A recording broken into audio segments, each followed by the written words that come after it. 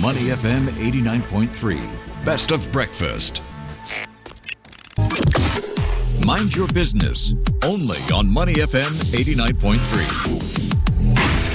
Welcome to Mind Your Business. Renovation is a major investment for many Singaporeans, yet the industry is often seen as unpredictable. Firms come and go, projects get delayed, and workmanship can vary widely. Now, much of this comes down to how the sector operates, with many companies outsourcing key parts of the work. One business is taking a slightly different approach. Called M2 Decor, led by Benjamin Toh. After stepping into his father's struggling carpentry business in 2017, he rebuilt it with a focus on in-house craftsmanship and digitalization. Instead of relying on external contractors, his team of carpenters and tile setters handle projects directly, aiming to deliver more accountability and consistency. So to find out what it takes to run such a model in Singapore's competitive renovation landscape, the trade-offs between outsourcing and in-house work, and the broader lessons on building a sustainable business in a challenging industry, we're happy to have with us Benjamin Toh, Director and Interior Designer, M2 Decor. Good morning, Benjamin. Hi, good morning. Thank you for having me here. Thank you for coming on. Now, as we know, Singaporeans spend billions every year on renovations, but the sector still struggles with reputation issues, from fly-by-night firms to workmanship complaints. What is driving some of these problems? I think one of the biggest challenges in Singapore is the barrier of entry, especially for the renovation firms itself. Like, anyone can actually set up a renovation firm or interior design firm without any proper accreditations and skill upfront, right? I think, and also due to lack of Singapore's regulation, there's no proper structure or law to prevent such things from actually happening. Yeah. So would you say that the reliance perhaps as well on outsourcing is part of the issue, where contractors are hired ad hoc rather than built into the team? Yeah, many of these companies actually rely heavily on contractors, often, from our neighboring countries, to maximize margins. So at the consumer's perspective, renovation costs already feel very high. But for business, margins are actually razor thin, especially when trying to deliver a well-created design. So the dynamic often leads to unrealistic pricing, underpaid contractors, and ultimately also workmanship issues, right? So to stay competitive, right, some firms take on renovation projects in bulk, right, to actually achieve better supplier rates or like hit minimum order quantity, right? So unfortunately, there aren't enough qualified, accredited designers in the market. So many firms end up hiring salespeople rather than trained professionals. So it is to me, I feel it's a very systematic issue that actually affects the quality, trust, and the industry's overall reputation. Okay, let's talk a little bit about M2 Decor. Now, you stepped into the business back in 2017 while you were still studying, and that was at a time when the company was struggling. But instead of walking away, you actually rebranded the business. You built its online presence by learning digital marketing, 3D design from scratch. So what were some of the hardest lessons you learned, especially coming in without any formal design training? Okay, so for me, I'm a very hands-on person. And back in my school days, I actually have a bit of design background, but not in interior design, but in aeronautical and engineering-related design. So I actually have certain level of hard skills, such as learning how to use certain softwares like AutoCAD and whatnot, right? That actually can be imported from the school days to the interior design field.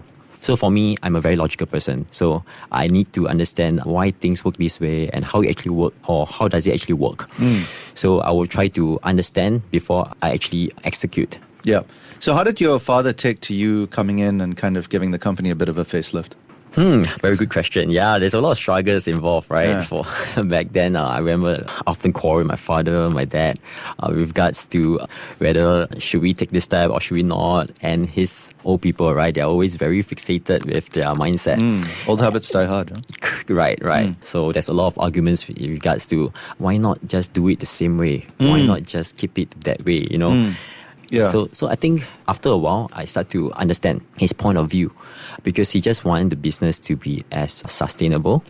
He wants to make sure that the reputation remains the same. So he would rather take the safe route than to try something different. Yeah, so risk the reputation. Yeah, so who typically had the final say on big decisions? Back then, it's my dad, but now he's a bit more flexible. Once he see results, right, then he just let me, okay, you just make the call. Taking a bit of a backseat. Most importantly, just take responsibility for the actions you have taken. So, Benjamin, most firms outsource carpentry and tiling, but at M2 Decor, you built an in-house team, which goes against industry convention. What difference does this make to quality and accountability for those who are not familiar with the space? Okay, so outsourcing is pretty much a norm in this industry, right? Especially when it comes to the costs involved, the overheads to run, especially a carpentry firm, or even hiring tradesmen, workmen for such job. And of course, outsourcing has lesser responsibility as well. So for me, I ask myself this question many times, like, why not just follow everyone else and take the easier way around and have lesser stress, lesser responsibility moving ahead, moving forward, right? But I come to realize that having an in-house team actually maintains certain standards, and also at the same time, I can have better quality control and most importantly, efficiency when it comes to projects with very tight timeline under immense pressure. So how do you organize and structure your craftsmen on a day-to-day basis? Do they work on multiple projects at once? Do you assign them to one home at a time? Not multiple projects. Of course, we have multiple projects, but usually we have certain schedule. So we don't start multiple projects, like 2-3 projects in the same week. We try to stagger them, like say, it depends on the intensity of the project, right? Okay. So for week 1, we'll start this project. The second week or third week, we'll start the next project. As we all know that renovation comes in different phases, right? We have the foundation, the fittings phase, right? So of course, week 1 to week 4 would be the foundation phase. So this week we'll primarily focus on this first few projects. Then subsequently, a brand new project will start on probably the fourth to 6th week. Okay, so in-house teams would mean more centralization, more control, but also higher overheads, salaries, more training, retaining skilled workers. How do you kind of manage those costs without passing too much on to the end consumer? It's a question I always ask myself, like with the rising costs. For example, we all know that hiring a workman, tradesman, that involves a lot of underlying costs, such as sending them on different courses, or periodically paying levies, dormitories, and stuff like that. And we all know that rental for certain spaces, it's always increasing year by year. So for me, moving forward, I think no doubt, like in terms of the kind of project I carry, it has to be of like certain value, unfortunately, because renovation, regardless of the skill, the time and effort required and the attention required is about the same, right? Say for example, mid-scale project, say we just want to renovate a certain area, it also take about 2 months at least when it comes from the planning all the way to the execution. But say a full gutter renovation, it also take about 2-3 months.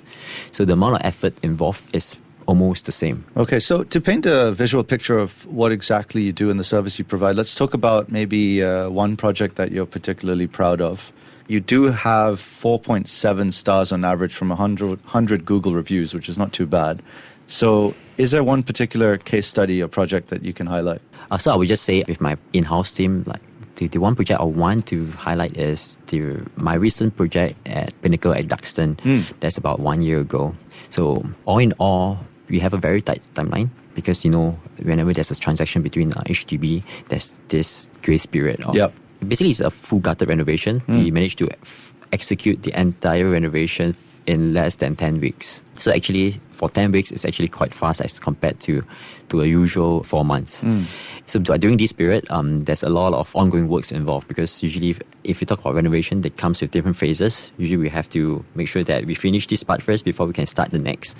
But what I feel is with my own in-house team, the efficiency is there such that I'll be able to do multiple different kind of scope at the same time. So for example, like I don't have to wait till my tiling is completed before I actually measure the carpentry. So I can actually measure carpentry during tiling itself and make sure that I'm actually doing my ceiling works concurrently with my tiling.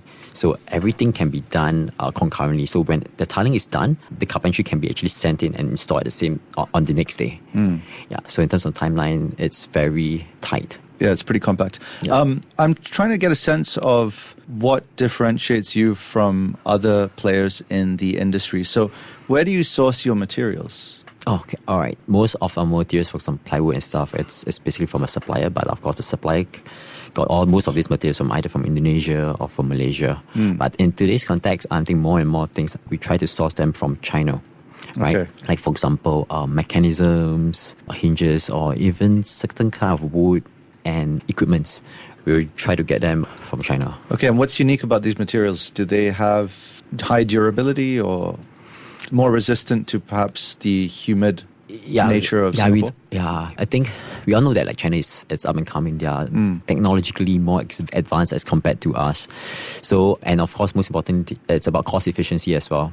So they have really good things that we hardly see in Singapore, right? In terms of the mechanisms, right? Not the standard ones, but it's really creative. So for me, it's about exploring and introducing different things to my clients and of course adopting such technology locally. Okay. Final question. What's the most important entrepreneurial lesson that you'd want other business owners, not just designers, to take away from your journey? I think doing business is not just about profit, right? It's about being sustainable. One thing I take away from this business is, especially during the period where my dad faced bankruptcy, it's about being prudent with how you spend your money. So for me, it's not just about profit, right? Most importantly, if you're prudent with the way you spend your money, you'll be able to focus on the goals, the purpose, the mission you set for the business, and not get too affected with the cost and profit. So you'll be able to fulfill your personal goal and purpose to set for the business. Alrighty, we've been in conversation with Benjamin Toh, Director and Interior Designer at M2 Decor, which is a family business that has been rebuilt with a focus on in-house craftsmanship and digitalization. Benjamin, thank you for your time. All right, thank you. You're welcome. Stay with Money FM 89.3. Money FM 89.3.